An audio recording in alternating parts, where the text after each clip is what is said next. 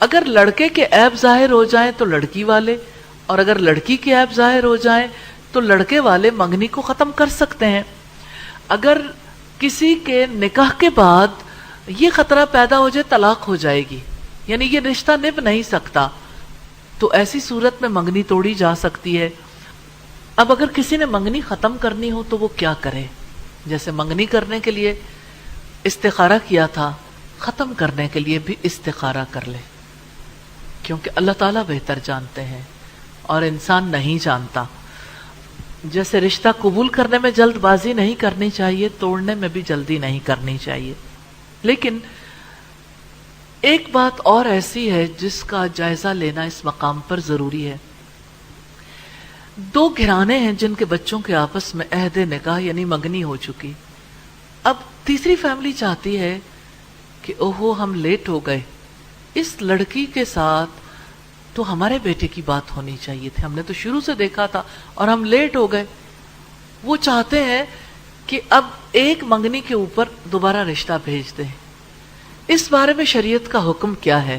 یا ہو سکتا ہے کسی کا بیٹا ہے اور لڑکی والے یہ سمجھتے اہل خاندان ہے کہ اس لڑکی کی بات تو اس لڑکے سے ہونی چاہیے تھی، تو کیا نکاح کے پیغام پر، عہد نکاح پر کوئی اور پیغام دے سکتا ہے؟ تو نہیں دے سکتا، جائز نہیں ہے۔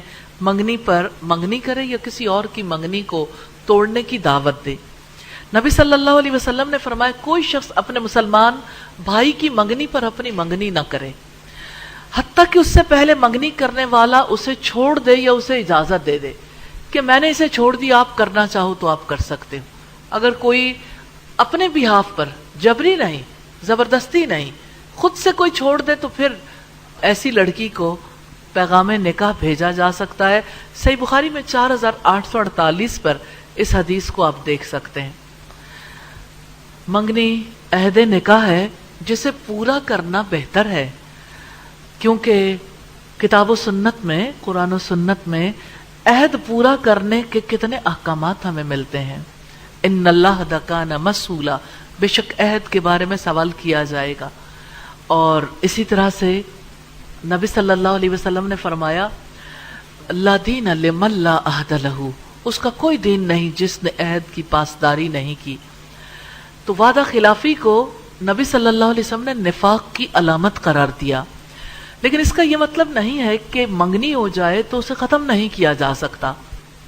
اسی طرح سے جب لڑکی کا ولی اپنی لڑکی کی مصلحت دیکھے تو اس کے لیے منگنی ختم کرنا مکروہ نہیں ہے۔ یعنی اگر وہ دیکھے کہ یہ رشتہ مجھے پورا ہوتا ہوا نظر نہیں آتا، یہ معاملہ اختتام تک نہیں پہنچے گا، تو ولی اس منگنی کو ختم کر سکتا ہے۔ یہ لڑکی کا حق ہے، یعنی ولی لڑکی کی جانب سے دیکھنے میں نائب ہے، ولی دیکھے گا، اس لیے جس میں وہ مصلحت دیکھے تو قول رشتہ نامنظور کر سکتا ہے۔ اور جب لڑکی اپنے منگیتر کو ناپسند کرے تو لڑکی بھی اسے رد کر سکتی ہے۔ اسلام لڑکی کو بھی یہ حق دیتا ہے، کیونکہ یہ پوری عمر کا عقد ہے جس میں ہمیشہ کا نقصان، ہمیشہ کا ضرر ہو سکتا ہے، اس لیے لڑکی بھی اپنے بارے میں غور و فکر کرنے کا پورا حق رکھتی ہے۔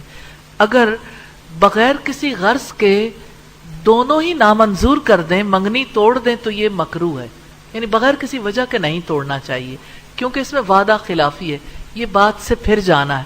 لیکن حرام نہیں ہے، کیونکہ ابھی لڑکے کا لڑکی پر حق قائم نہیں ہوا، اور اگر دونوں ہی توڑنا چاہیں تو اس میں کوئی حرج کی بات نہیں ہے، توڑی جا سکتی ہے۔ ہاں البتہ یہ مصلحت کا تقاضا نہیں ہے کہ بغیر کسی سبب کے منگنی توڑ دی جائے۔